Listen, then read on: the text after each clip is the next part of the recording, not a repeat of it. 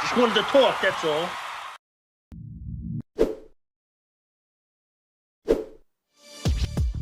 How's it going, everybody? Welcome back to Pinstripe Territory, presented by Fox One.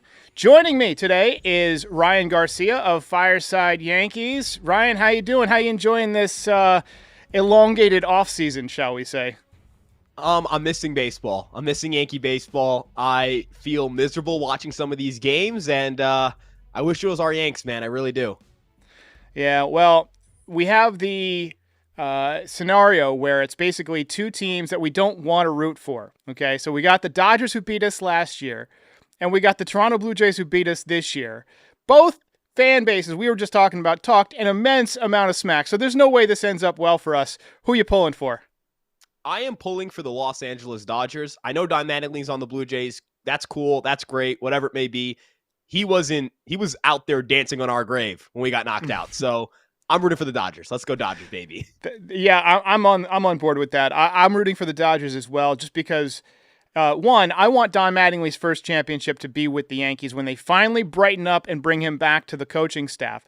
And number two, I didn't like the way that the Jays celebrated. I mean, it rubbed me a little bit the wrong way. I can handle the Dodgers going back-to-back, but I just can't handle another full year of the Jays fans talking smack, right? So even though they will, even if they lose in the World Series, they're going to talk smack. But we'll deal with that because we can always come back with, hey, you got clobbered by the Dodgers. So, all right, in this episode, we're going to talk about Cody Bellinger versus Kyle Tucker, which is certainly going to be a debate. We're already seeing it in the comments. I think you and I probably both have a way that we're leaning already.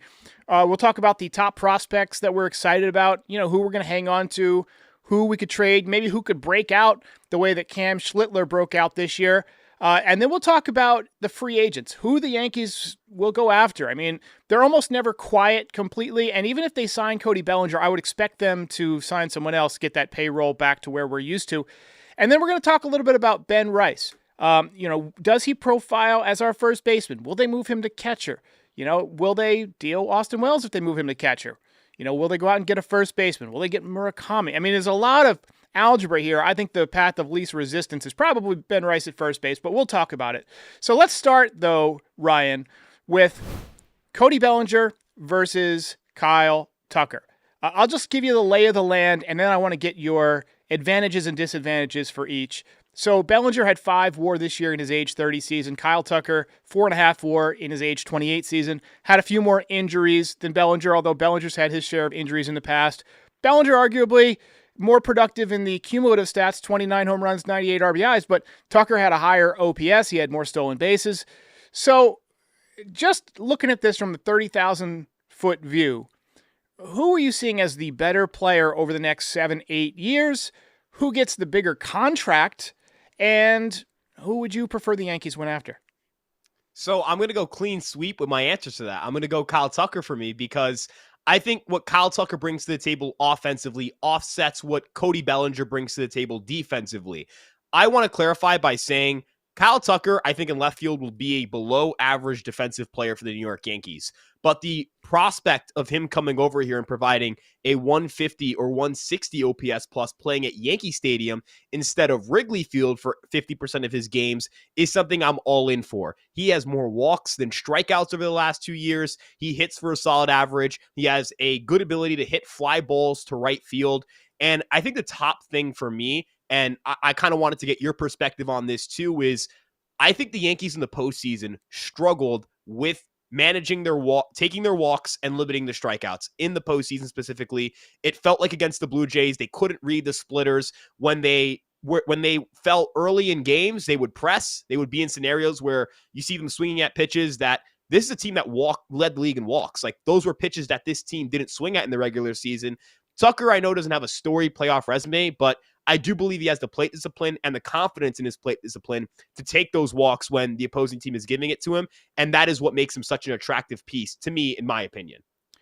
Yeah, I mean, to an extent, you're definitely right about the Yankees not taking their walks during the postseason. And, I was watching the at-bats that, other teams are having against these splitters, watching the Mariners hit against, Gausman, for example, totally different approach, laying off that pitch. Bellinger, though, I really thought he was I'm kind of aligned with Joel Sherman on this one. So we're kind of at as Michael K would say, at loggerheads on this one. We're going to have a good old fashioned debate on this. I thought he was the perfect Yankee this year. I mean, the way he shortens up with 2 strikes, avoids strikeouts. I think back to that at bat he had against Aroldis Chapman. He had a couple of good at bats against Chapman there late in the season, one in the postseason. He had the power. He's done it in New York, which is always something that is not a guarantee when you bring in a new player, right? I don't think Tucker would fail as a Yankee. Like, I think he's perfectly confident to do that. But then again, we've seen guys who we thought were going to, like Sonny Gray, for example, I thought had the swagger to come in and pitch great with the Yankees, and New York was maybe a little bit of a problem for him. In terms of age, I'm kind of aligned with you. Like, I would always tend to go for the younger player, especially when guys seem to be getting old a little bit quicker these days than they used to. I mean, the grind of 162, all the travel, it's I know that's always been a thing, but just the weight of all the stress that you got to carry these days. It's getting hotter. Like, it's getting hotter during the summers. I mean, that makes a difference too. And Bellinger has some injuries himself. So I think this is going to be interesting to see which way the Yankees go. Where do you see as the contract numbers for each, like ballpark? Because I could see Bellinger getting 175, 185, and I could see Tucker getting 350, 400. So there's going to be, even though his numbers were arguably not quite as good cumulatively, I think it's just a very interesting scenario. Yeah, I actually fully agree with the contract ranges you provided. I think that's going to be in the ballpark of what these two players get. Now, I think the question for the Yankees is, how much do they believe in Kyle Tucker's defense in left field? How much do they believe in Cody Bellinger's defense in center field? And how much do they believe in the 2 young outfielders in their system and organization, in Jason Dominguez and Spencer Jones? Regardless of which player they sign, they're pigeonholing themselves to only have one of those 2 players come up. I'd be shocked if they held Spencer Jones down there for 2 years, knowing he's already 24, until Stan's contract comes up. I'd be stunned if they kept Dominguez just to be a part-time player. So I think it's going to be such a fascinating conversation throughout the offseason. And while I've pounded the table for Kyle Tucker, I'm not going to be foolish enough to look at this and say these aren't 2 good baseball players who make your team better, and that there isn't obvious risks with both players. Kyle Tucker, in my opinion, is a star. He's not a superstar. There is a difference between a player you would get crazy for and a player you would just shell out a lot of money for.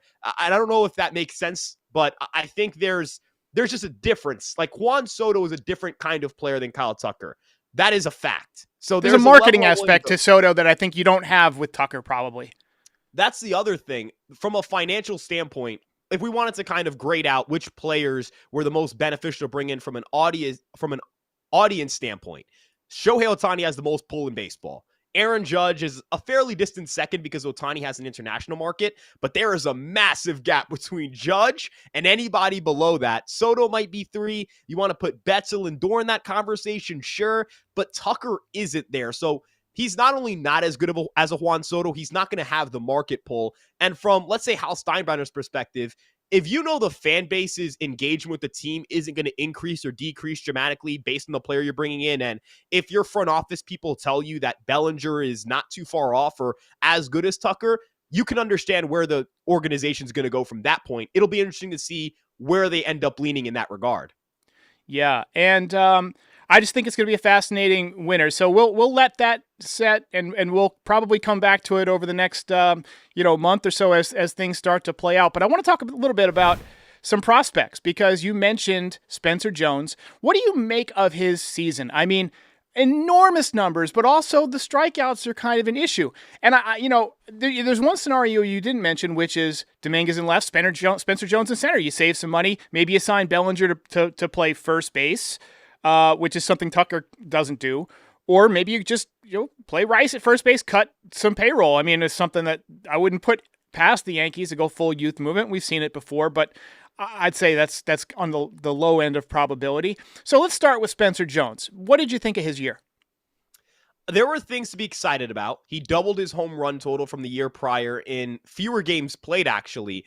But the thing that's going to be a sticking point, and should be a sticking point, is he's not patient enough to expect that he's going to walk at an elite rate. and he's going to strike out a ton. So you see the comparisons to like a Joey Gallo, and that's going to elicit bad memories for Yankees fans.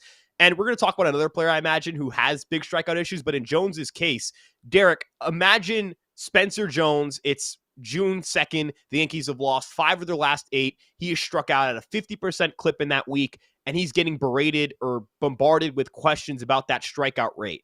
How is he going to handle that? That's a real question you have to ask. New York is a different market from any other market on the planet. So you have to not only question whether the strikeouts are going to be able to, whether he's going to be able to keep his strikeout rate to a point where he can even hit in the big leagues, but how does he respond to the pressure that comes with being a guy who's striking out that much? You can have a league average OPS. If you're striking out at that clip, those questions are going to be asked, and he's going to have to answer them, stand there and answer maybe dozens of questions every single time he strikes out 2 or more times. He could go 1 for 4 with a double. If he strikes out in the 9th inning with the go-ahead run at third base and they lose that game, that's all anyone's going to care about. So I wonder how he handles that. I don't know is the question. I think he's a bigger boomer bust than maybe some people who are big fans of his give him credit for, but I also don't think he's a completely lost cause like maybe some people on the lower end of his hype train believe he's at.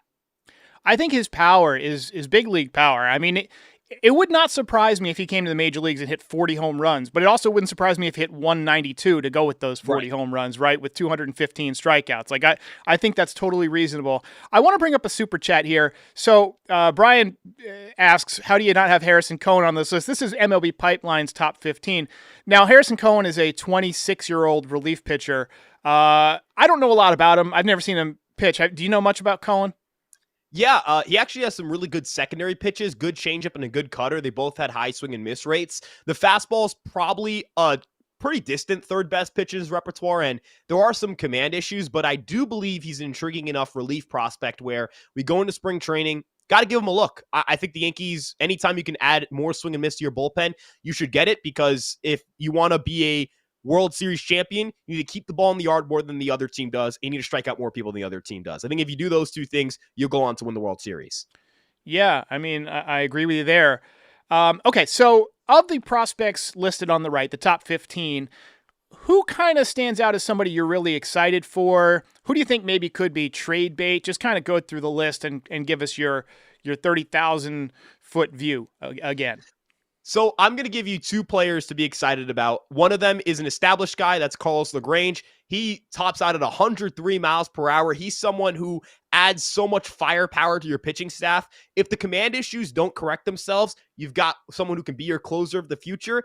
I personally don't think it's a bad thing if one of your starting pitching prospects ends up just being a reliever, because if they're a great reliever, they're going to help you win World Series championships. I've asked this question to viewers before. If I told you that the Yankees are going to promote a guy who's going to be their next Dellin Betances, I think during the season when they had bullpen issues, we'd sit here and say, oh man, we'd really take that. So a guy who can bring some swing and miss, some real firepower to your bullpen, overpower opponents, that's something that's going to be really exciting. And I want to mention Dax Kilby as well. He's a 2025 first-round pick. Derek, the bat-to-ball skills might be already the best in the organization. He makes so much contact in zone. He's got more raw power than people expected him to have out of the draft. He's only 18 years old. He's a good athlete. I don't think he'll stick at shortstop, but one of the players he told me in an interview that he tries to model his swing after is Christian Yelich, and I love that kind of profile for the Yankees, a lefty who has elite bat to ball, has enough power to hit 20 to 25 home runs a year, but someone who wants to hit the ball hard to hit for average on top of that. It's not just, I want to hit the ball hard because I need to take it out the yard. It's also because he wants to hit 300 while doing it. And he also said to me, he hates striking out, hates it. So this is the kind of guy who I think when we start looking at his production single A and comparing it to the guys around him, he was 4 years younger than the average guy who was playing, and he was dominating at that level.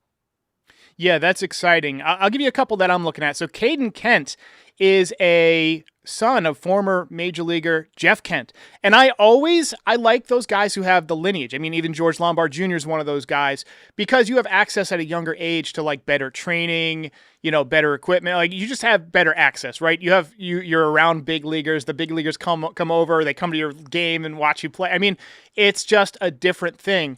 And, Kent was a hell of a player. And somebody that I've kind of had on the back burner because he had Tommy John this year is Chase Hampton, This is a guy who really was looking like he was major league ready when he got hurt. Would not shock me if he mid-season kind of made the Cam Schlittler kind of development, has to step in, in the rotation if somebody goes down and pitches well. And if he does that, that opens you up to even make a better trade deadline move if you want to move a Will Warren or if you want to move a Luis Heel if he's not back to what he could be. So those are two guys that I'm really looking at. Another guy that I want to get your thoughts on is Elmer Rodriguez Cruz. They got him from the Red Sox last year. He moved up the system. To me, he looked really good. I watched some highlights of him. His stuff looks major league ready to me. Yeah, I almost avoided picking him because I've talked about him at nauseum, and I feel like I've inflated so much that hype train because I really do love the type of archetype he is. He's a pitcher's pitcher. He's crafty. He has 6 different pitches that he'll use regularly in starts. It's not, oh yeah, I have a splitter, but I never use it. No, it's 6 pitches that he will use at the big league level when he gets here. He's crafty, but oh yeah, he can top out at 99 miles per hour. He just strikes me as the exact kind of guy you throw into the middle of a rotation, a number 3 starter who's super effective, super durable, super reliable, keeps the ball in the yard. I would almost compare him to Will Warren, but you trade some movement for velocity. And Derek, I think I prefer the velocity over the movement when we talk about immediately stepping into a big league rotation role, because you're not going to give up home runs in a 98 mile per hour sinker at your hands. It's not going to happen. 94, that can happen. But I think Cruz, he's just such a crafty pitcher. He knows how to pitch and he throws really hard. That's a great combination to have if you're going to be a starting pitcher. Yeah, love him. All right, so there's two more guys I want to touch on real quick. George Lombard Jr. What are you looking at for his timeline? I mean, I know a lot of people are saying, oh, get him up there with Volpe struggling so much, but the fact is he didn't put up huge numbers in the minor leagues. Say what you want about the athleticism. We all saw it in spring training. He looks good. He might be one of these guys who plays up to his competition. We'll see. But I'm a little bit less bullish on him after kind of a slow year offensively than I was, going into spring training and watching him just torch Grapefruit League pitcher. So what are your thoughts on Lombard and his timeline? Yeah, I agree that you have to slow it down. We remember, Derek, you and I both remember, in 2023 it was, you've got to call it Volpe. He's this top prospect. He's going to be amazing. That same conversation is happening with George Lombard Jr. And I'm not saying that to say Lombard is not going to be a good big leaguer, but it's to say you got to hold your horses. If you're putting all these expectations on a guy in the minor leagues to come up and immediately perform, status is just status. It's like what you were in high school. If you're a nerd or jock, no one cares in 10 years. No one cares. Ben Rice wasn't a better prospect than Oswald Peraza on most rankings. And guess what? Ben Rice is the big leaguer and Oswald Peraza is on the Los Angeles Angels. So status only gets you so far. I do think Lombard is a outlier defender at shortstop. He's really good there. He is a very good runner. He's a smart baseball player. I think he profiles more in that Dansby Swanson, Jeremy Pena, Mason Wynn kind of category of early on in their major league career. I don't think they're going to hit very much, but the glove and the speed is going to be so valuable. You want them in the lineup, and they eventually mature into becoming better hitters. The thing that I will say for Lombard is I like that they aggressively challenged him and that they brought in people for the infield that don't put pressure on him to come up immediately. McMahon's under contract for this year and next year. You do not need to bring up Lombard to be your third baseman. I think that's where they made a misstep with Volpe. They went into 2023 where he was so clearly the best shortstop on their roster. It wasn't Cabrera, it wasn't Peraza, it was Volpe, and that forced their hand there. This time around, that's not the case, and I think that's good for development. It's a good thing to have as many good players as possible. It's a good thing to have a surplus in your farm system. It's a good thing to have a surplus on your depth chart. And I think you don't want to put pressure on these kids to come up and be saviors. You want them to come up if you have a hole, if you need them to. How many top Dodger prospects have debuted over the last 5 years? Yeah. It's not like it's a surplus. Every guy comes up. It's some guys get traded. Some guys come up and fill up smaller roles, and then they become better players down the road. Lombard Jr. needs to be eased into the major league role, not forced into it. I agree 100% on that. There's one last guy who's not a prospect anymore, but in our hearts, he's probably still a little bit of a prospect. I want to talk about Jason Dominguez, year one. Obviously lost a ton of playing time down the stretch. And, he was compared to Mickey Mantle and Mike Trout and Bo Jackson. I don't think that was ever fair, but I've been watching during the offseason because we have that luxury without any, new games. I've been watching a lot of highlights of the 90s Yankees, and I thought about Bernie Williams and how important he was to that team as a switch hitter who played reliable defense. He didn't have to hit 40 home runs. I mean, he had a higher batting average than somebody like Dominguez, but as a switch hitter who was patient at the plate, was more contact oriented than power oriented, I think Dominguez should aim his game to be more like Bernie Williams and less like, Bo Jackson or Mike Trout. Focus more on the contact from both sides of the plate, get better on defense, use his athleticism. Bernie Williams was an unbelievable defender, but he had no arm, right? I mean, Dominguez has a great arm, but he's not a great defender. I think that, he's got different areas to improve, but he should strive to be that steady force in the outfield and not necessarily aim to be a Barry Bonds from both sides of the plate. Your thoughts on year one of Dominguez? Well, I want to just say, and I know I'm the data guy, and I'm supposed to be the guy who's going to say, no, he's got to hit 40 home runs. I agree. I want him to hit for a higher average. I think it was really encouraging that he hit 257 in his rookie year, and we feel like he's still an unpolished player.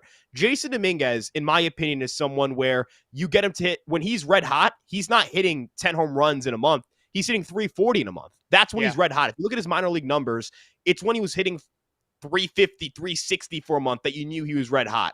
Jason being a 270, 280 hitter who can walk, who can occasionally hit the ball out the yard, not like weak power, but get you 20 home runs, get you on base 35, 36% of the time. That's the player I hope he becomes. And on the bases, that's where you get the value. He's an incredible base runner. He's really, I thought about this throughout the year.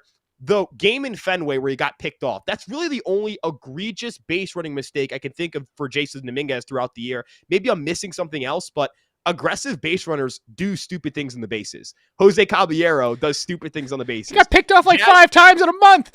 Yeah, Jazz Chisholm's going to do stupid things on the bases, but that's because they're speedsters. I didn't feel like Jason made mistakes on the bases at the rate that you would imagine for a guy who's super aggressive on the bases and loves running.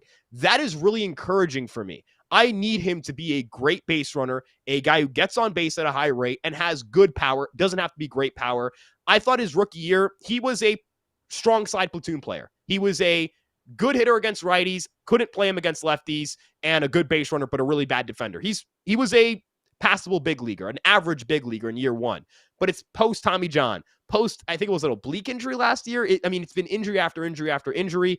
And it's not like he lost playing time because he stunk. He lost playing time because the guy that took his playing time hit 34 home runs. So It's not like he lost the job to someone who stunk. He lost the job to someone who was having an unbelievable year for their standards. So Jason Dominguez, I think a good offseason. As you mentioned, let's get the average up. Let's try and find a way to get to that 280 mark. I think the power will come with it, and he'll be a really good hitter if he can do that. Yeah, I was actually at Bernie Williams' first ever 5-hit game. And I'm telling you, like, if he could be a guy who hits 25 home runs with 280 and good base running and just a passable outfielder, a passable left fielder, or even a passable center fielder if they decide to put, Tucker in left field, I can live with that. And it does sound like Cashman wants Dominguez to be an everyday player next year. I think he should play winter ball. I agree with Paul O'Neill. He should go down there and play winter ball against lefties. I think he should do that. That would be a good move for his career. Quick reminder, then we're going to talk a little bit about the free agents. Hey, just a reminder, get that like on, get that subscribe on, smash those buttons so you can join us for every single episode all year long. All right, so excuse the small font. We had to fit a lot of free agents on the screen here. But it ranges from Alex Bregman and Bo Bichette, to our own guys like Trent Grisham. And, there's Pete Alonso on here. We got Luis Arias. We got Kyle Schwarber, who I spelled horribly, and I'm going to fix that right now. IKF, Ha-Sung Kim. I mean, is there anybody that's jumping off the page for you as a potentially free agent target? I'm going to signal for a reunion here. I know the Yankees want to bring in a right-handed bat. I love Rob Refsnyder for that role. I think he's really good against left-handed pitching. We know that he's been with the Yankees before, good buddies with Judge. I feel like that's just a good fit.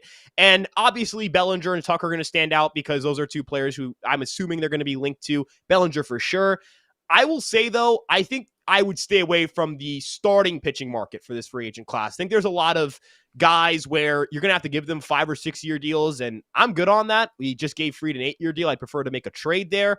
And for the bullpen, I'm going to shout out Ryan Helsley as a guy who I would take a flyer on because he's going to be cheap And I think going from St. Louis to New York, I know that was tough for him, but I think it was more pitch tipping, not really like he can't handle New York, he stinks. I think you just give him an offseason with Matt Blake. Get me a guy who throws 100. That's you have Helsley and David Bednar in the back end of your bullpen. You've got straight smoke coming out of there. You're going to be overpowering teams. You're going to have a high win percentage in games where you're leading in the 8th or 9th inning relative to the rest of the league. Yeah, I agree with you on avoiding the starting pitching market here. Although I will say we should circle back on Paul Skeens when we get to the end, because we've seen him mentioned, and I don't think the Pirates are going to move him, but I mean, I think I would basically unload everything to get Paul. He's a guy who belongs in the big market. We were talking about like how certain guys, their value goes up, like their marketability goes up. Put Paul Skeens in pinstripes and watch what happens. But yeah, I want to know your thoughts on Bo Bichette. I think he's more inclined to go back to the Blue Jays. I mean, especially if they win the World Series. But I tell you what, it's kind of appealing to have that contact guy at short, at least as a stopgap until Lombard. But then, you kind of block Volpe. So I don't think it's going to happen. I think the Yankees are probably committed to the Volpe-Caballero combo, at least until like the trade deadline next year. I don't like Alonso as a first baseman. I think I'd rather just go Ben Rice at first base. If you need a right-handed alternative, I liked your idea of Rob Refsnyder, because he can really pinch hit or hit against a tough lefty for 3 different positions. He come in, for Rice if late in the game and hit against a tough lefty, Dominguez or Wells. I mean, these are 3 guys that I would trust him to go in there and hit more. If you need a big hit, a contact, you got to get the runner in from third with less than 2 outs or with 2 outs, something like that. I like the idea of somebody like a Miguel Andujar as like a just off the bench kind of guy. I know that doesn't excite Yankees fans as defense or whatever. This guy who hit 300. I like him as a contact guy. I've seen people mention Schwarber. Don't think there's any chance that happens. What are your thoughts on JT Realmuto as kind of like a platoon with Wells? I think with Realmuto, where I'm at with him is that the glove is starting to regress. If the Phillies don't bring him back, that's not a great sign for how the Phillies feel about him or how teams feel about him if he signs as a backup or a platoon guy, especially since as a righty, it'll be a short side platoon. Lefties, you're going to face fewer lefties. So that is really something that I'd have to kind of get an insight on how the Yankees feel they can improve the defense or get him back there. He is a really seasoned veteran. I do think there's value in that when you talk about trusting a backup catcher in the postseason to call a game. You couldn't trust anybody outside of Wells really to call a game, I think, for the Yankees in the postseason. They didn't want to go with Rice with Fried, even though he caught Fried towards the end of the year. Escar wasn't going to get a start in the postseason. That was not even a question. Realmuto does add someone who you could actually consider giving them a start and trusting them in that environment to call a game, catch a game. But I do think I think they would need to make strides with him defensively in order for him to be a viable guy to sign and for him to make up the value of that contract. One guy I do find interesting if he does not have his option picked up is Ha-Seong Kim. I like him as a player. I think he's a scrappy guy. I think he would be a nice fit. But there's a lot to look at, and I'm sure we'll visit this again this offseason. So tune in, as I mentioned before, guys. Like, subscribe, all that stuff. Let's talk a little bit about Ben Rice. So metrically, he's damn near off the charts. I mean, I love watching this guy hit. 26 home runs, 831 OPS this year.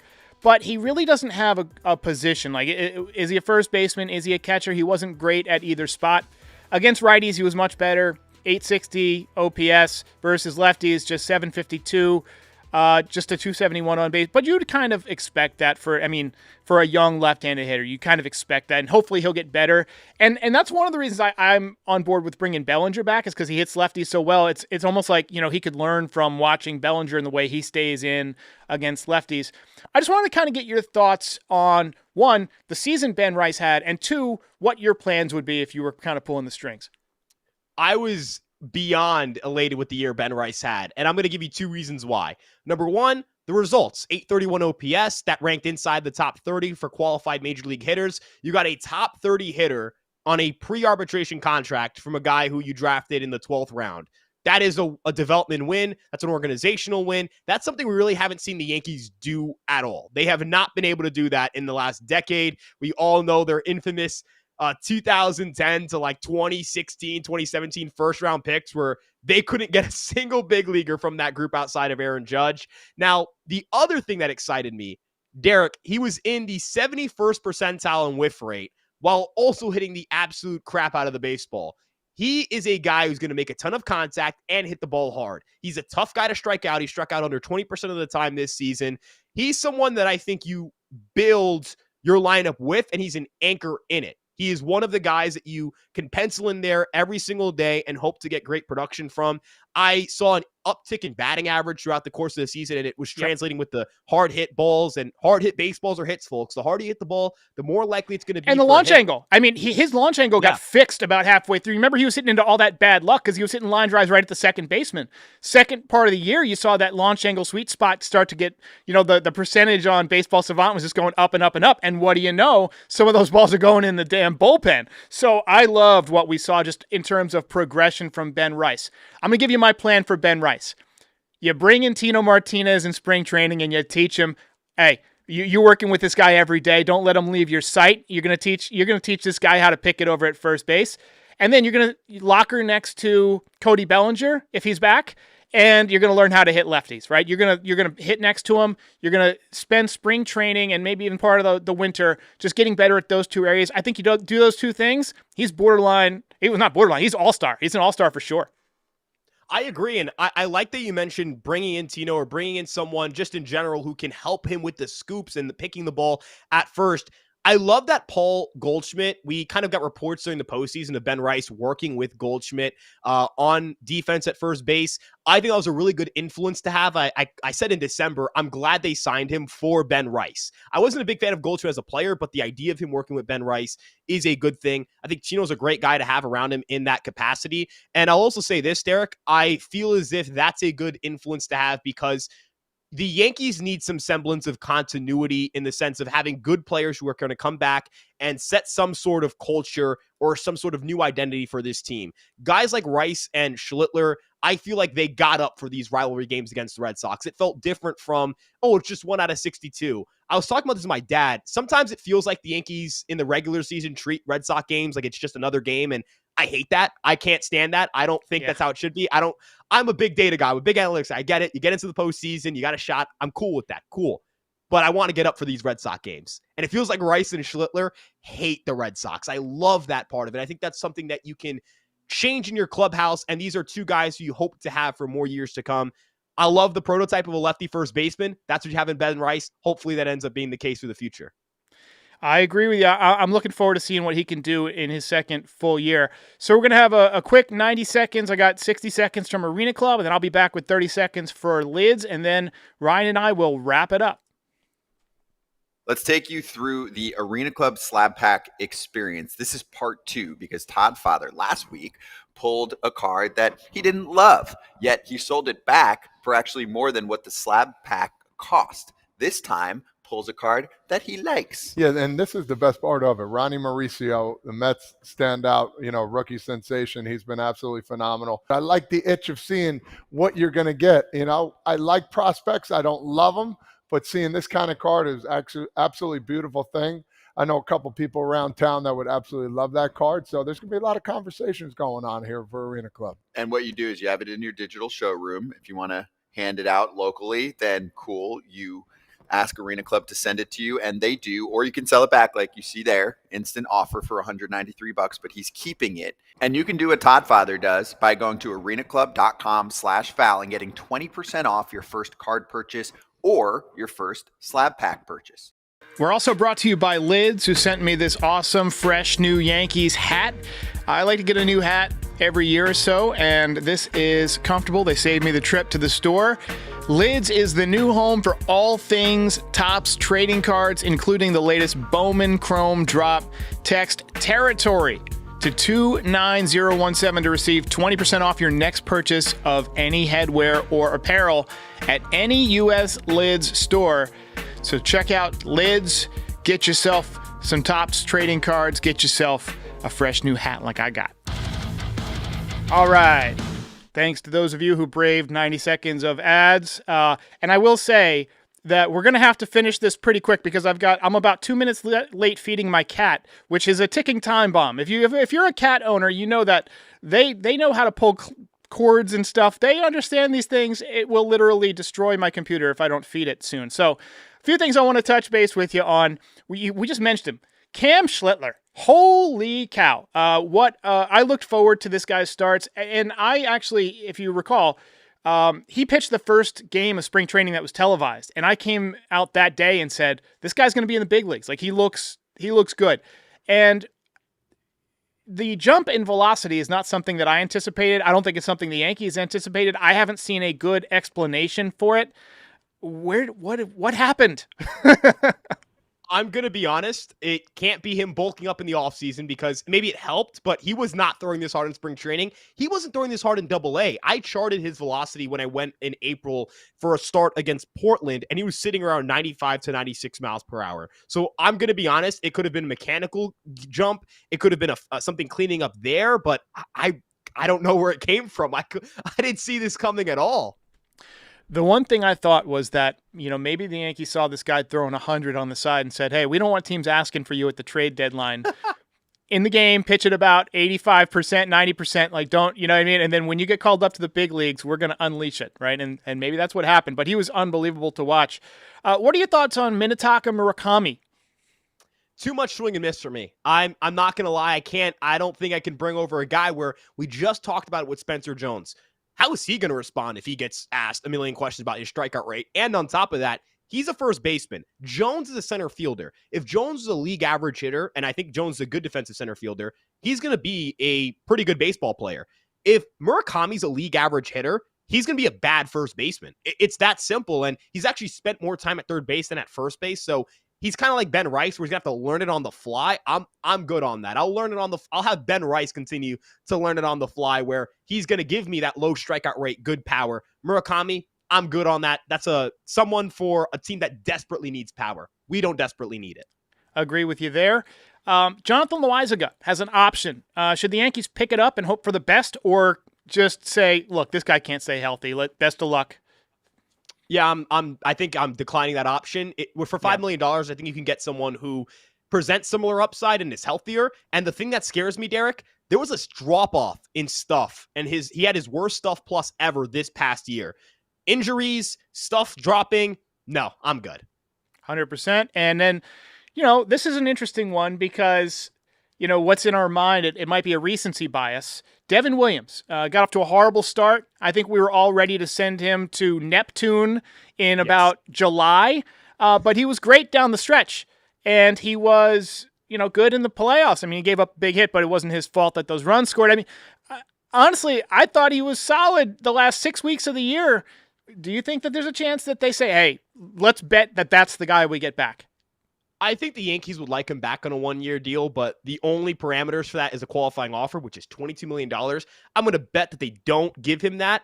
And I'm also going to bet that if Williams signs a one-year deal, he wants to be a closer. I like Williams and what he did towards down the stretch and think he's going to have a rebound year, but I'm not moving David Bednar off the closer spot. And Bednar is also entering a walk year. So if Bednar was told, hey, we're moving out of the closer spot in your walk year for Devin Williams, he'll be like, excuse me? You're moving me out of that? Absolutely not. So only way I could see it is like a 4 or 5 year deal, but they're not giving him a 4 or 5 year deal either. So I think the Yankees would like him back if possible, but I don't think it's realistic at all for them to bring him back on a pillow contract or on a multi-year deal. I got to say, you know your stuff, Ryan. Everybody go follow Ryan he's a great follow on all the social media platforms, X, Instagram, all that stuff. Also, Fireside Yankees. Whenever I go and go on Reddit and I see one of those things like, which Yankees podcast do you follow? It's always Talking Yanks, Pinstripe Territory, and Fireside Yankees. So congrats on the success. Continue the great work. And ladies and gentlemen, we will see you next time. Be sure to like, subscribe, all that good stuff. Ryan, thank you very much. Thank you for having me on. If you enjoyed this content, please hit that like button and subscribe. Check out NYYDesigns.shop for some great merch. Support our sponsors. It helps keep the show going. And you can find us on all major audio platforms, so be sure to subscribe there too. But most importantly, come back again soon. We'll see you next time.